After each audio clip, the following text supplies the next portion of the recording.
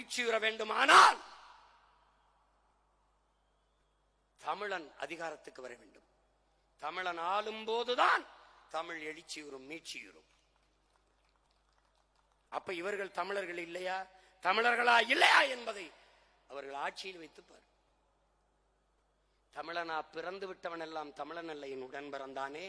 எவன் தமிழுக்கும் தமிழனுக்கும் இறுதி வரை உறுதியாக நின்று போராடுகிறானோ, உழைக்கிறானோ, அவன்தான் தமிழன்.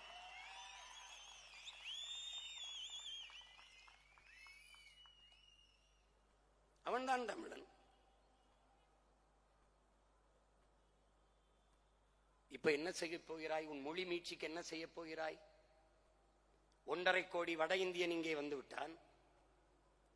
இந்தியை எதிர்க்கிறது பெருமக்கள் நமக்காக பேசினார்கள். 500 ஆண்டுகளை தொடாத இந்தியை எல்லாம் படிபடி என்கிறான். 50,000 ஆண்டுகளுக்கு மூத்த உன் தாய்மொழியை விட்டு நீ வெளியேறி கொண்டிருக்கிறாய். என்ன செய்ய போகிறோம்?